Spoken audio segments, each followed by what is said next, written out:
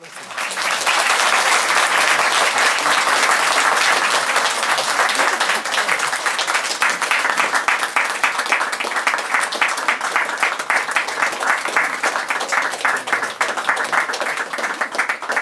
morning, everyone.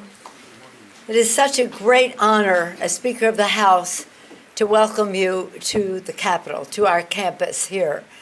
So many visitors from so many countries, so many members of Parliament.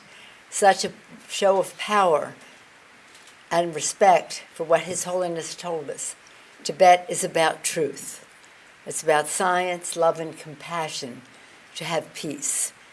Weren't we just warmed by his beautiful, beautiful words, as always.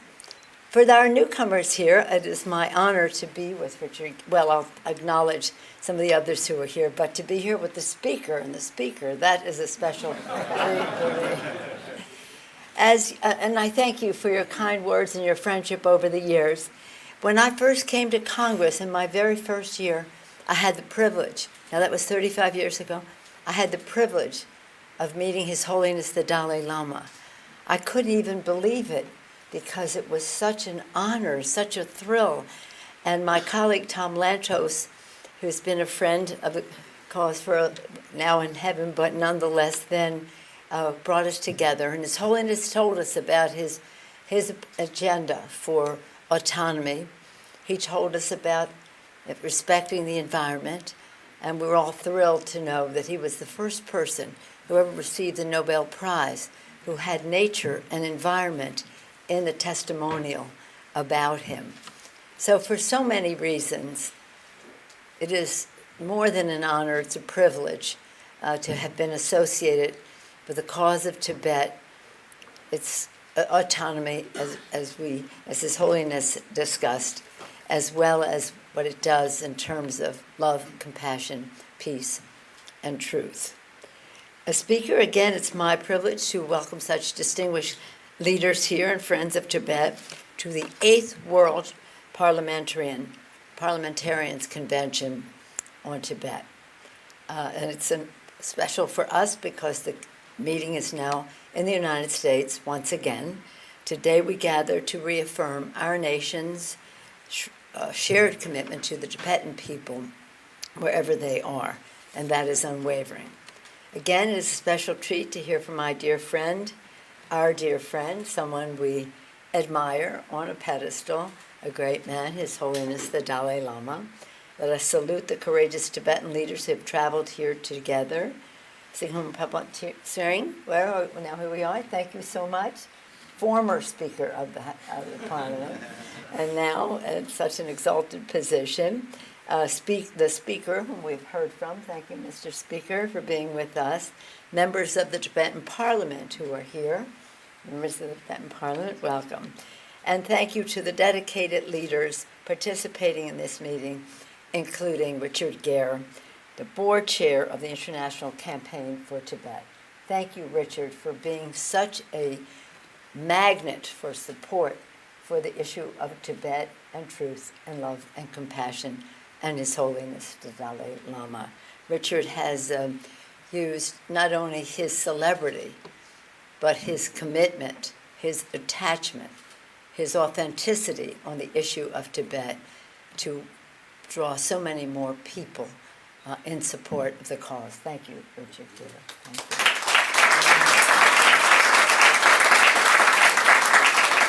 And we have representatives of the NED, the National Endowment for Democracy. Damon Wilson is here. Thank you. And Carl, thank you, Carl, for being with us, the former head. And again, parliamentarians from 15 countries. Give yourselves an applause for coming here.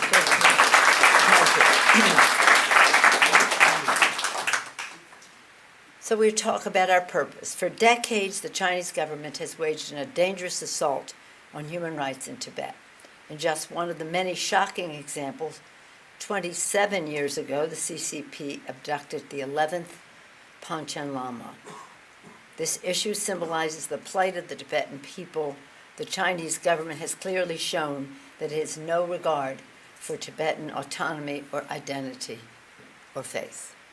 This aggression has not only accelerated in recent years, with new actions to impose mandatory political education, cruelly restrict religious freedom, expand its mass surveillance regime, and further close off Tibet to global visitors.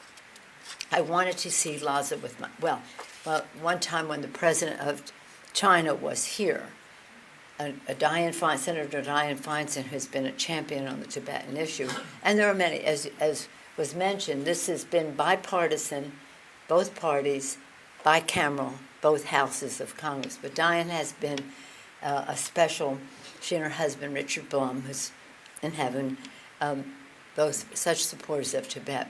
But the two of us, I don't know if the word confronted is quite the right word, but we brought up the broached, Richard, the diplomat ever, broached the subject of Tibet with President Xi. And he was telling me how great things were there. Great things are there. Go see for yourself. I said, well, I would like to, but for 25 years I had been denied a visa to go to Tibet. So what could he do but give us a visa to go? And we saw with our own eyes what was happening there, like a Potemkin village. And in addition to seeing the faces of the people on Bakhor Street, we had three particular requests: Jokhang Temple, Tula Palace, and Sera Monastery. It was very hard. We had to negotiate to go see these places. But in order to see what was on our list, they had an agenda as well. They showed us their Potemkin village, where people clearly towed the party line. They demanded we visit their museum containing false history about Tibet. False history between the relationship between China and Tibet was so self-evident, I almost felt sorry for them. But we took pictures of it all. Reba Price, who is here with me from our staff, who's been such a connection to this issue, she took a lot of the pictures that we were in Tibet. And while our host bragged about how they were gilding the roof of the temple, we said, we're not interested in gilding the roof of the temple. We're interested in what's in the minds of the children, You ought to almost just think, what are they thinking? They invited us to review a typical Tibetan home. Would you think that a typical Tibetan home would have in the living room a picture the size of that part of the wall of President Xi? But it did.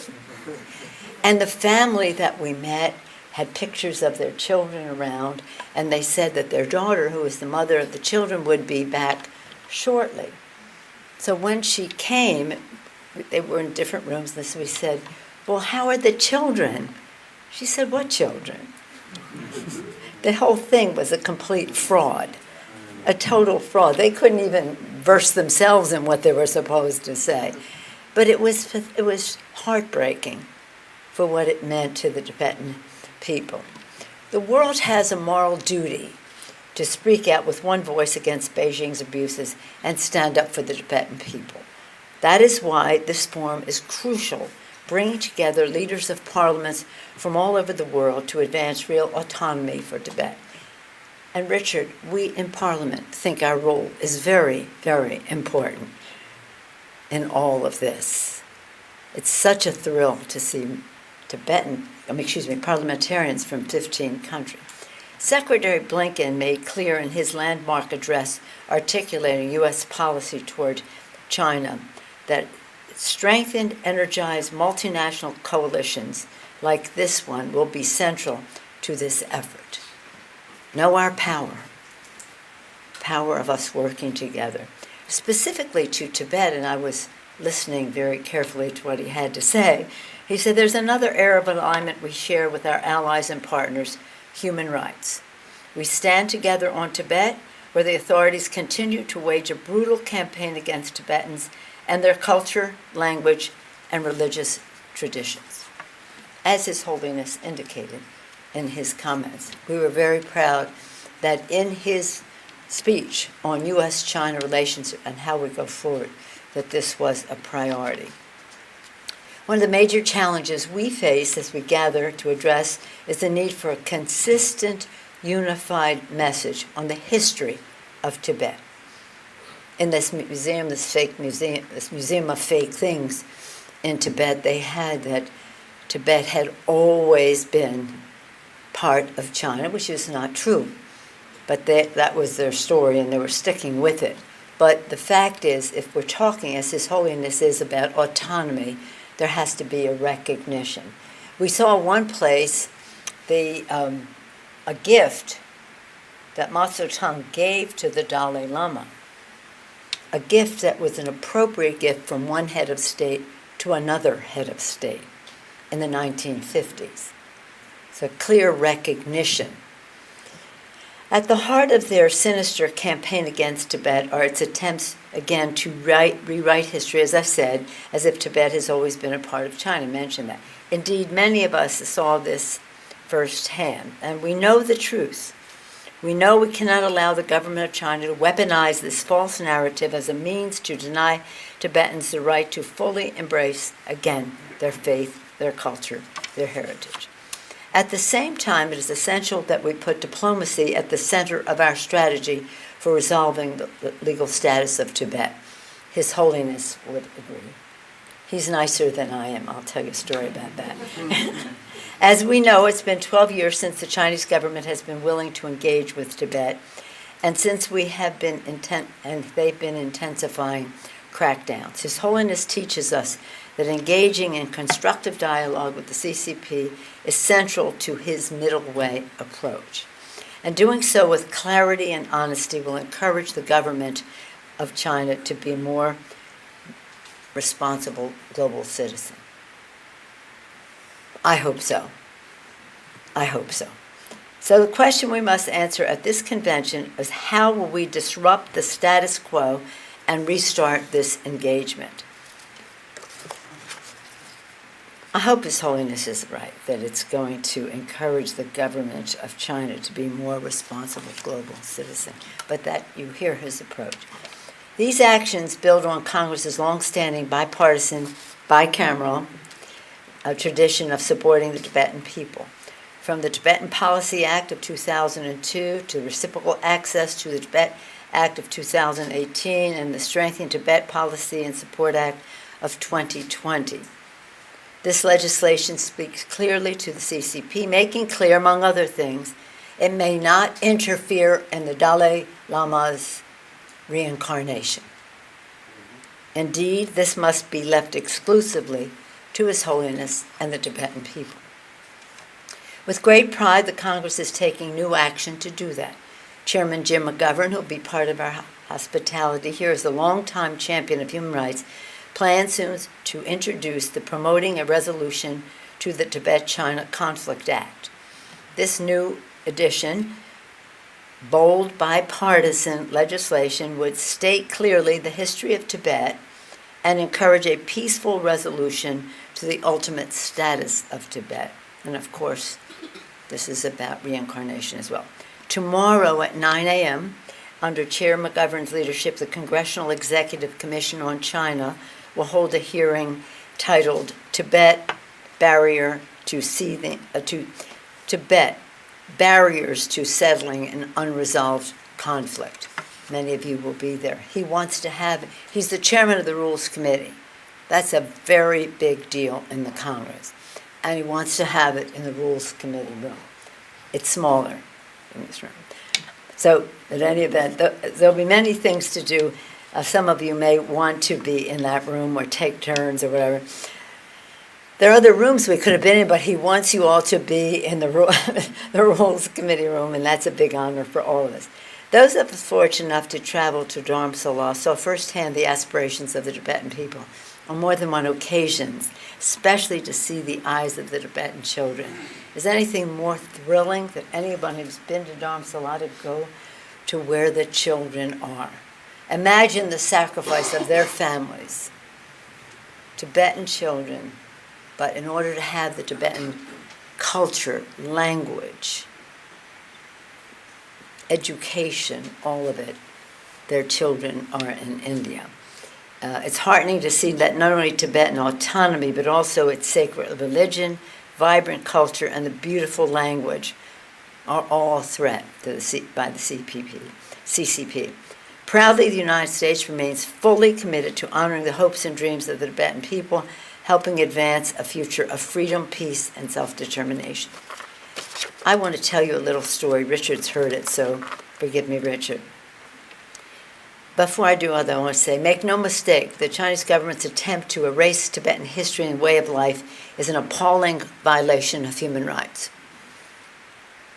And if we do not speak out against human rights abuses in China because of commercial ties, we lose all moral authority to speak out against human rights anywhere. Now, I said this once in Dharamsala. We were there. In the morning, His Holiness had received people coming over the Himalayan mountain to visit him, grasping his garment, kissing his garment, crying and crying, talking about what they saw in Tibet, the brutality in the prison. Oh, it's horrible. It was historic to see firsthand testimony to the brutality of the Chinese government to the Tibetan people, fresh over the mountain, to testify to His Holiness about this. And he had me sit right next to him to hear all this.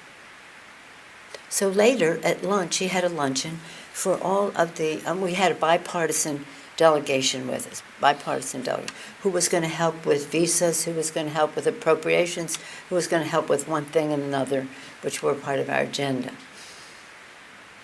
And they made commitments publicly to the crowd there. But at the lunch, he had a room about this size, about this many people, maybe more, lamas, young lamas from all over the area. And he had, for them to meet our delegation. He introduced me to speak for the delegation, and in the course of my remarks, I said, if we do not speak out against human rights in China because of commercial ties, we lose all moral authority to speak out against human rights any place in the world, just as I said before. I'm finished. Sit down. His Holiness gets up and says to the lamas, now let us all pray for Nancy to rid her of her negative attitudes.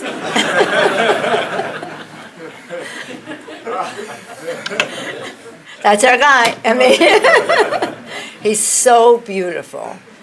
Peace, love, compassion. My negative attitudes. I don't know if the prayers have worked yet. I'm not sure. Right now, the future of the Tibetan people is on the line. Together, we must continue to stand with them. There are roles for all of us to play. On behalf of the Congress, thank you all for your partnership and best wishes for a productive conference. I do want to say I'm so honored that so many parliamentarians are here recognizing our role. So let's not consider this a meeting, but a beginning of a conversation that we will have together on the ongoing. Thank you for the honor for me to participate. Tashi Delay.